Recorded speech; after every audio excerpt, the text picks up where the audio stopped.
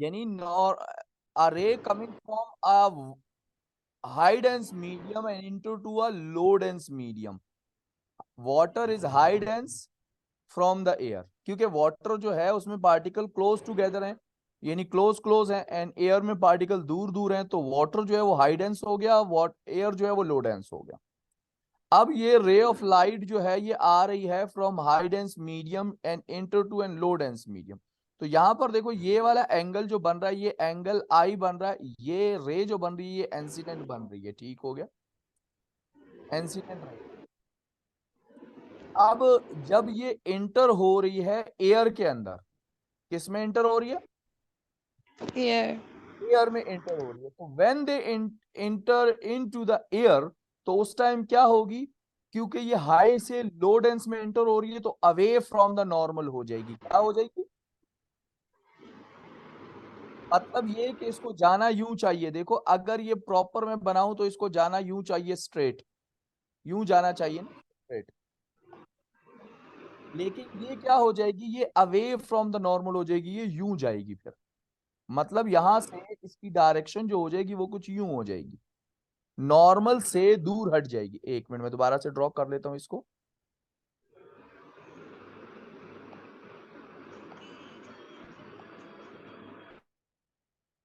देखो होना ये चाहिए था कि जब ये जा रही है तो ये यूं स्ट्रेट जानी चाहिए थी, ठीक है, बट जी के ये हाई डेंस मीडियम से लो डेंस में इंटर हुई है तो इसकी डायरेक्शन यूं चेंज हो गई है, mean away from the normal हो जाएगी, अवे फ्रॉम द नॉर्मल हो जाएगी। और ये वाला एंगल जो होगा ये एंगल आर ही होगा, लेकिन पहले रिफ्रैक्शन में ये एंगल ऑफ रिफ्लेक्शन कहलाता था, अब जो है ये कहलाता है एंगल ऑफ रिफ्रैक्शन या रिफ्रैक्टेड एंगल, ठीक हो गया। और ये जो रे है, रेड वाली रे जो है ये कहलाती है रिफ्रैक्टेड रे। क्लियर होगी बात? जी अच्छा, अब देखो लेट सपोज एक और रे आ रही है। अब पहले जो आई था वो फर्ज करो ये आई जो था ये 40 डिग्री था, अब एक रे आ रही है 45 पे। पहले 40 डिग्री पे जब आ रही थी तो ये बेंड हो रही थी तो ये बन रहा था 50 डिग्री, ठीक है, फर्ज करो। अब जो है ये हो गया 45 डिग्री से आ रही है, तो अब कितना बनेगा? 50 से ज्यादा बनेगा, 50 से कम बनेगा?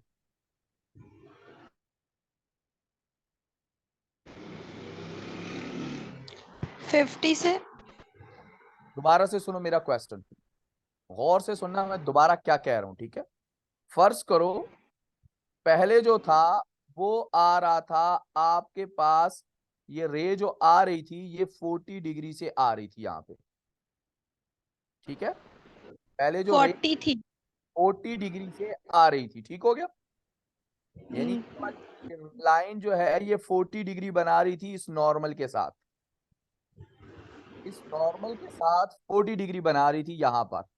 तो ये जब एयर में आई तो 50 डिग्री पे चली गई, क्यों? क्योंकि अवे फ्रॉम द नॉर्मल होना है तो ज्यादा एंगल बनना है, तो 40 से 50 बन गया, ठीक हो गया। अब इस साइड से एक और रे आ रही है जो 45 से आ रही है, किससे आ रही है? 45। अब जब ये बेंड होगी तो कितने डिग्री पे बेंड होगी, 50 से ज्यादा के 50 से कम?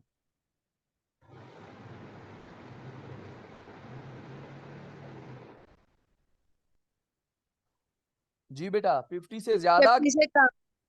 नहीं, 50 से ज्यादा पे जाएगी ना बेटा, पहले 40 पे सर वो। तो सर कम नहीं हो जाएगी, जैसे ही वो नीचे जाएगी तो उसका जो।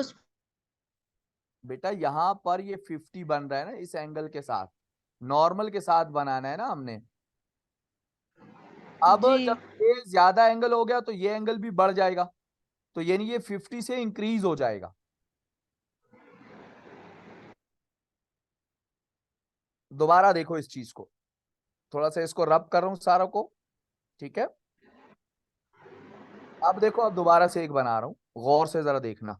फर्ज करो ये एक रे आ रही है यहां से वाटर से, ये नॉर्मल है वाटर का, ये डिग्री बन रहा है इसका 40 डिग्री। जब ये एयर में आई तो ये रिफ्लेक्ट हुई 50 डिग्री के साथ। ये बात समझ आ गई? क्यों? क्योंकि जब जी वाटर से एयर में आती है तो उसका एंगल ऑफ रिफ्रैक्शन जो है वो ज्यादा हो जाता है, एंगल ऑफ इंसिडेंस से एंगल ऑफ रिफ्रैक्शन ज्यादा हो जाता है। क्यों? क्योंकि वो नॉर्मल से दूर हट जाती है, अवे फ्रॉम द नॉर्मल हो जाती है। क्लियर हो गया? अब जी अगर यहाँ पर एक और रे आए और उसका एंगल जो हो वो 45 हो, पहले 40 था तो 50 बन रही थी, अब 45 आएगा तो ये और ज्यादा बैंड हो जाएगी, तो ये 50 से तो ज्यादा ही बनेगा, यानी 60 बन जाएगा या 61 बन जाएगा, 2 बन जाएगा या 55 बन जाएगा, लेकिन 50 से तो ज्यादा ही बनेगा। क्योंकि अगर 40 पे आ रही है तो 50 पे रिफ्रैक्ट हो रही है, तो 45 पे जब बनेगा तो वो 50 से तो ज्यादा ही बनेगा, क्योंकि 40 पे 50 बन रहा है। अगर 40 से कम होगी तो 50 से कम बनना चाहिए। फिर 40 से बढ़ रहा है, ये वाला एंगल बढ़ रहा है, तो ये वाला भी बढ़ेगा। क्लियर होगी बात? जी अच्छा, अब इसका मतलब ये हो गया कि हम जब भी एक ray coming from a medium and into to another medium, तो that time it's change the direction.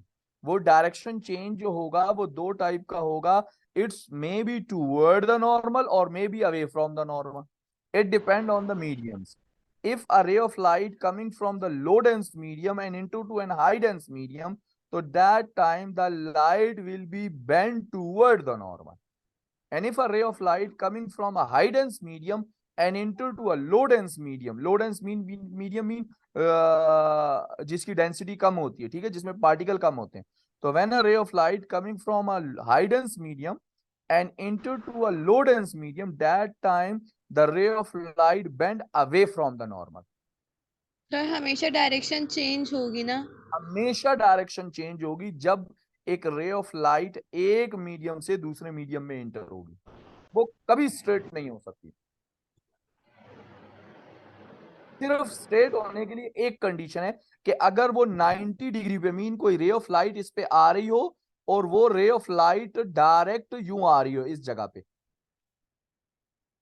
यानी वो 90 डिग्री पे आ रही हो, यूं पड़ रही हो, यूं या यूं पड़ रही हो, ठीक है, नीचे से आ रही हो या ऊपर से आ रही हो, तो जब वो 90 डिग्री पे आ रही हो तो वो सीधी ही जाएगी, उसमें किसी किस्म का चेंज नहीं आएगा। सही है जी बात? अच्छा, अब जो है एक और चीज यहां पर जरा मेंशन कर, ये जो आपका बेटा ये है कि आपसे कहा गया ये वाली जो लाइन है ये इंसिडेंट रे है, डन हो गया। ये वाला जो है ये नॉर्मल है, डन हो गया। ये जो है ये रिफ्रैक्टेड रे है, डन हो गया। क्यों? क्योंकि यहां से ये इंसिडेंट हो रहा है, इंसिडेंट होने के बाद ये रे अपनी डायरेक्शन चेंज कर रही है, तो ये रिफ्रैक्टेड रे हो गई। अब ये वाली रे जो निकल रही है बाहर, ये कौन सी रे है?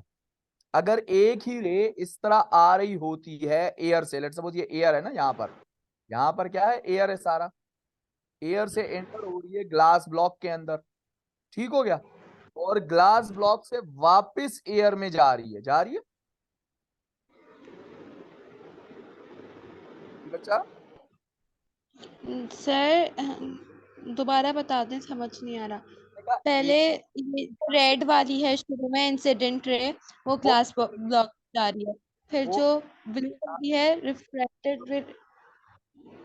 तो सुनो, ये जो रेड वाली लाइन है ये इंसिडेंट रे है, ये एयर से होते हुए ग्लास में इंटर हो रही है, ठीक हो गया।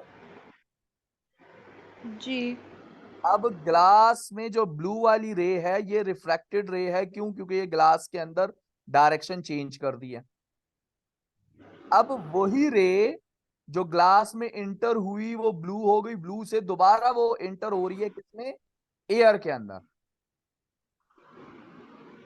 बात समझ आ रही है? पहले एयर से इंटर हुई ग्लास के अंदर, फिर ग्लास से इंटर हो रही है वापस एयर में। ये बात समझ आई? जी अब जब वो वापस देखो एयर से ही आई थी और एयर में ही इंटर हो रही है, तो ये वाली रे जो है इसको कहा जाता है इमर्जेंट रे। तो क्या कहते हैं? इमर्जेंट रे कहा जाता है। सर तो इधर लिखा हुआ नहीं है। मैंने लिख दिया ना, नजर नहीं आ रहा? जी। नजर आ रहा है मेरा लिखा हुआ? अच्छा, तो इसको कहते हैं इमर्जेंट रे। अब ये इमर्जेंट रे जो होती है ये आउट होती है, ठीक है, आउट होती है। अब जरा इसको और डिटेल में भी हम जाएंगे, इसमें बहुत सी चीजें और भी आएंगी, लेकिन अब मैं क्या करता हूं, थोड़ा सा इसको क्लोज अप करते हैं। अब इसमें जो है बेटा, आपके पास एंगल्स बनेंगे। अब वो कौन से एंगल होंगे? सबसे पहले एंगल आपका बनेगा, ये देखो इमर्जेंट रे आ गई। अब ये वाला एंगल आएगा जो नॉर्मल और इंसिडेंट रे के बिटवीन बन रहा है। ये कौन सा एंगल होगा? एंगल ऑफ इंसिडेंस होगा। ठीक हो गया? फिर ये वाला एंगल जो कि आपका बन रहा है यहां पर, ये किसके बिटवीन बन रहा है? रिफ्लेक्टेड रे और नॉर्मल के बिटवीन बन रहा है। तो ये एंगल कहलाता है एंगल ऑफ रिफ्रैक्शन। क्या कहलाता है? Angle of refraction. अच्छा। अब ये देखो टप मैंने एक रिप्रेजेंट किया, इसमें मैंने एक स्केल रख दी है। आप भी ऐसे करना, पानी के अंदर, टप के अंदर स्केल रख देना और साइड से उसको देखना, तो आपको भी ऐसे टूटा हुआ नजर आएगा कि पानी के अंदर जैसे होगा वो मुड़ चुका होगा। क्यों? क्योंकि जब रे ऑफ लाइट एक मीडियम से दूसरे मीडियम में इंटर होती है ना बेटा, तो उनकी डायरेक्शन चेंज हो जाती है। वो जब डायरेक्शन चेंज होती है तो हमें ऐसे नजर आता है कि वो जो रूलर है वो टूटा हुआ है। या इसके एक सिंपल एग्जांपल ये भी है, कभी ना कभी हम हिल स्टेशन पे जब जाते हैं, यानी ये नहर बह रही होती है, पानी बह रहा होता है, उसके अंदर कोई पत्थर वगैरह या कोई सिक्का वगैरह पड़ा होता है, तो वो हमें बड़ा नजदीक नजर आता है। लेकिन जब हम हाथ डालते हैं तो वो बहुत दूर होता है, वो उस तक हम नहीं पहुंच सकते होते। तो रे ऑफ लाइट वाटर से जब आउट होती है, आंखों पे पड़ती है, तो उस टाइम वो डायरेक्शन चेंज कर देती है, इसीलिए हमें वो टूटी हुई या मुड़ी हुई नजर आती है। ठीक हो गया? जैसे देखो ग्लास जी। के अंदर आपने पेंसिल डाल दी, पेंसिल को देखोगे साइड से तो आपको मुड़ी हुई नजर आएगी। आप घर पे बैठ के जी ग्लास के अंदर पानी डाल के देखना, पानी डाल दो, ऊपर से पेंसिल डाल देना, लेकिन सीधी पेंसिल ना ऊपर से आपने नहीं देखना, आपने ग्लास की साइड से देखना है। तो जैसे ही ग्लास की साइड से आपको देखोगे तो एज इट इज, जैसे ये टूटी हुई नजर आ रही है ना, कि पानी के अंदर वो ऊपर जो है वो अलग नजर आ रही है और पानी के अंदर जो है वो अलग नजर आ रही है, एज इट इज आपको ग्लास के अंदर भी इसी तरह नजर आएगी। क्लियर हो गया? जी। अच्छा, अब आ जाते हैं जनाब कि देखिए, अब जो भी मैंने समझाया वही चीज मैंने यहाँ लिखी हुई है। When the light is travelling from the optical less dense medium to denser medium, the light ray bent toward the normal because the speed of the light decreased. Clear हो गई बात? जी। अच्छा, अब अगर वो इसका ऑपोजिट चले, मीन क्या चले? व्हेन द रे of light travelling from the optical dense medium to less dense medium, the light ray bend to away from the normal because the speed of light is increased. यहां पर decrease हो रही है क्योंकि dense में जा रही है, तो डेंस में जब जाएगी, ज्यादा डेंसिटी वाले में जाएगी, तो वहां पार्टिकल ज्यादा होंगे, तो स्पीड वहां क्या हो जाएगी? डिक्रीज हो जाएगी। और जब वो लो डेंस में जाएगी तो पार्टिकल कम होते हैं, तो कम होने की वजह से उसकी स्पीड इंक्रीज हो जाएगी। बेसिकली ये वेव लेंथ के साथ ताल्लुक होता है इसका, लेकिन वेव लेंथ को हम यहाँ डिस्कस नहीं कर रहे, इसलिए हम सिर्फ स्पीड को बता रहा हूँ कि स्पीड के थ्रू वो क्या होगी? बेंड टूवर्ड और bend away from the normal होगी। अदरवाइज ये जो होता है ये डिपेंडेड होता है आपकी वेव लेंथ के ऊपर, लेकिन क्योंकि अभी आपने वेव लेंथ को टच नहीं किया, तो इसलिए मैं अभी उसके बारे में आपको नहीं बता रहा। फिर उसके बाद है एंगल ऑफ रिफ्रैक्शन, अभी हमने डिस्कस किया। एंगल ऑफ रिफ्रैक्शन कौन सा एंगल होता है? The angle between a refracted ray and the normal to the surface at point where its parts from one material to another. जैसे अभी वो ब्लू वाली लाइन के जो नॉर्मल के साथ हमारा एंगल बन रहा था, उसको हमने कहा था ये रिफ्रैक्टेड एंगल है। ठीक हो गया? जी। अब एक बहुत इंपॉर्टेंट चीज आती है। हमने कहा बेंड तो हो रहा है, ठीक है, बेंड तो हो रहा है। जब रे ऑफ लाइट होगी वो क्या करेगी? वो एक मीडियम से, मीन इस तरह दोबारा मैं बना देता हूँ यहाँ पर डायग्राम, कि जी अगर रे ऑफ लाइट है और वो जी आपकी एक मीडियम से आ रही है, लेट्स सपोज ये मीडियम हमने अलग कर दिया, यहाँ पर जी रे ऑफ लाइट आ रही है, इस मीडियम से यहाँ से इंटर हो रही है, यहाँ पर हिट हो रही है। हिट होने के बाद जी ये क्या हो रहा है? इधर हमने नॉर्मल ड्रॉ कर दिया कि चलें जी ये नॉर्मल आ गया हमारे पास, ये नॉर्मल बन गया, ये नॉर्मल मैंने ड्रॉ कर दिया इसके ऊपर। अब जब वो दूसरे मीडियम में जाएगी तो दूसरे मीडियम में जाते हुए क्या हो जाएगा, वो क्या हो जाएगी, उसकी डायरेक्शन क्या हो जाएगी, चेंज हो जाएगी। मीन यहां से यूं बेंड हो जाएगी, अवे हो जाएगी या टूवर्ड हो जाएगी, वो डिपेंड अपॉन द आपके किसके होगा, आपके मीडियम के होगा, किस में जा रही है, यूं अवे हो गई या बेंड हो गई। तो ये इंसिडेंट एंगल हो गया, ये रिफ्लेक्टेड एंगल हो गया इस टाइम। ठीक हो गया। अच्छा, अब यहां पर ये जो बेंड होती है ना बेटा, ये एक रेशो के साथ होती है।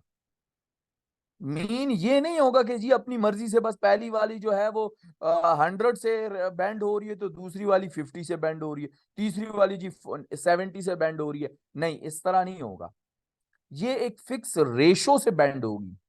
मीन जो डिफरेंस यहां पर इस रे के अंदर इस एंगल का आई का और इस एंगल आर का रेशो आ रहा है ना, यानी जितने से ये बेंड हो रहा है कि 2 के रेशो से हो रहा है, 3 के रेशो से हो रहा है, 4 के रेशो से हो रहा है, उसी रेशो से जितनी भी रेज यहां से आएंगी वो उसी रेशो से बेंड होंगी, उससे कम या ज्यादा रेशो से बेंड नहीं होंगी। ये चीज समझ आई? जी। यानी जो रेशो होगा वो कांस्टेंट है, और ये जो रेशो होता है इसको कहा जाता है रिफ्रैक्टिव इंडेक्स। ये जो रेशो है ना बेटा, ये जिससे ये बेंड हो रही है, इसको हम कहते हैं रिफ्रैक्टिव इंडेक्स। रिफ्रैक्टिव इंडेक्स, इसको एक और नाम भी दिया जाता है, इसको कहते हैं स्नेल्स लॉ। क्या कहते हैं? Snell's law. आपका स्नेल्स लॉ भी यही कहलाता है।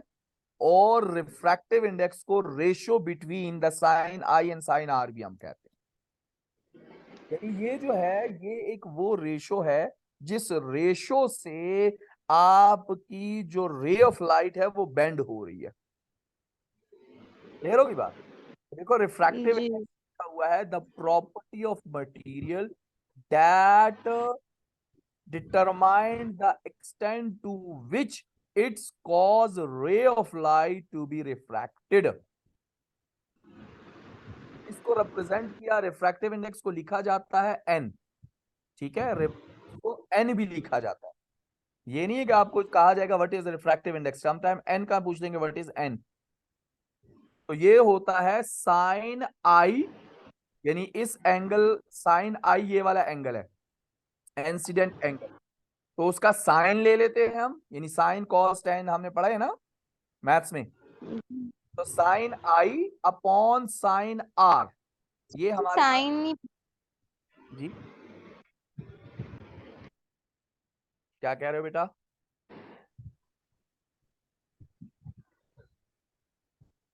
बच्चा क्या कह रहे हो? सर ने साइन तो नहीं पढ़ा।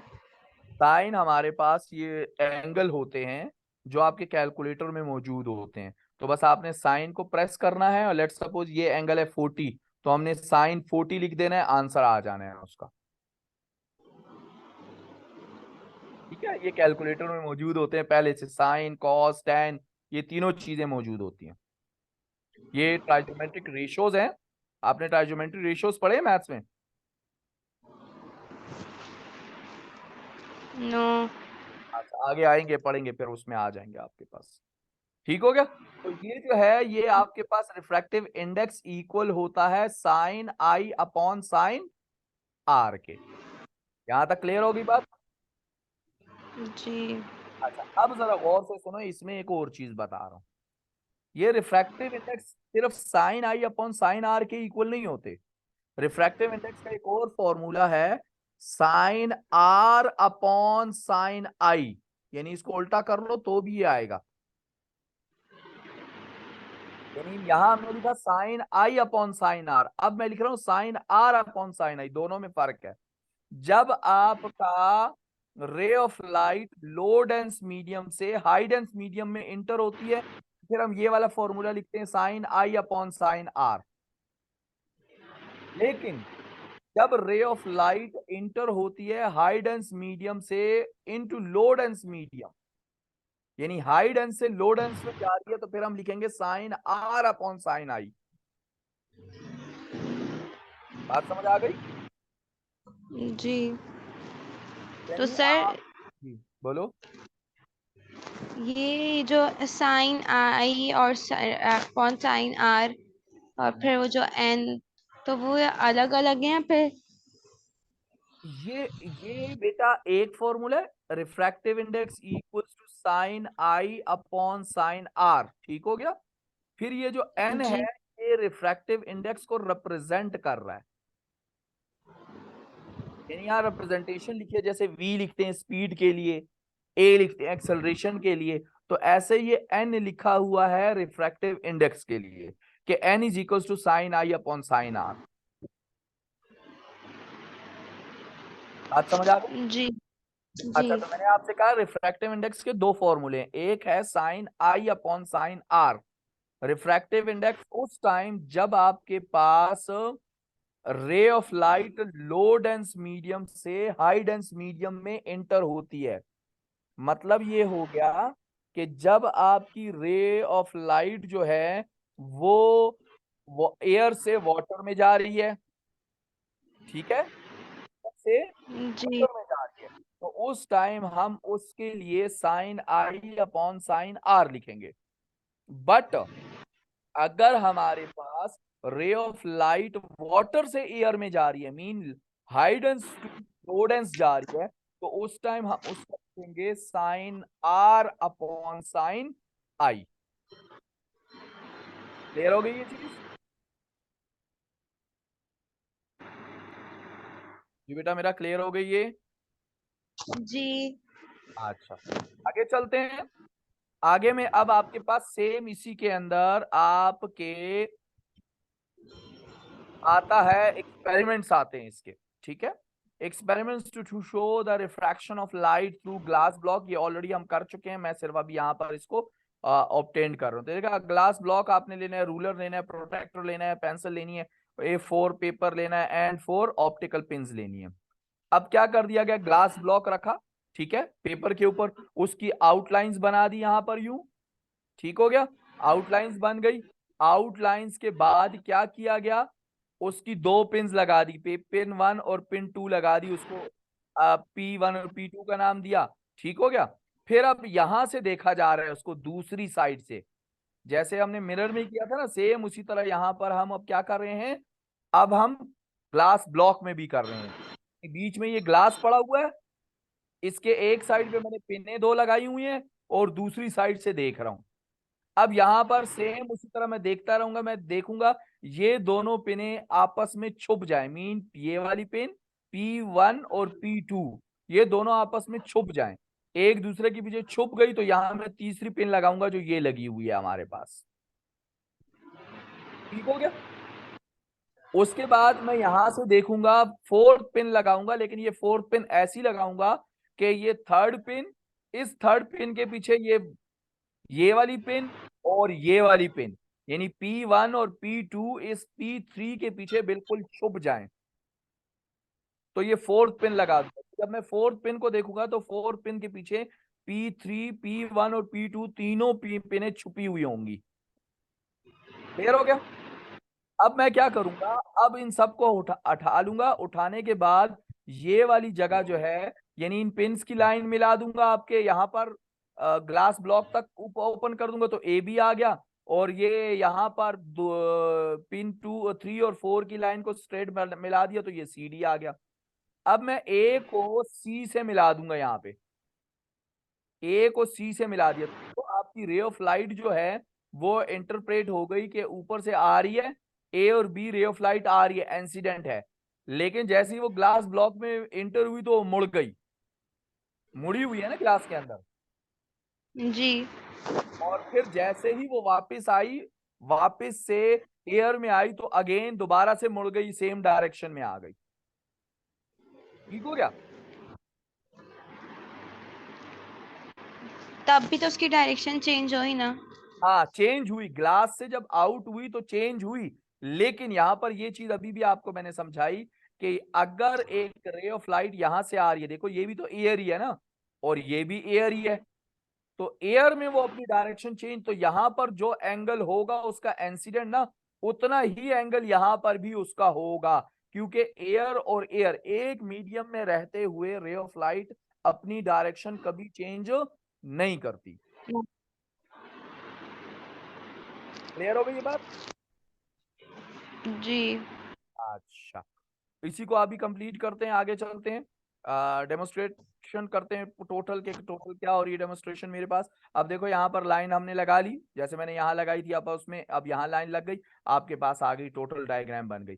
अब ये प्रोसीजर आएगा आपके पास, कीप द ब्लॉक, जो भी मैंने आपसे कहा कि कैसे आपने करना है, glass block in the middle of the paper and mark it outlines, mark it outline with the pencil.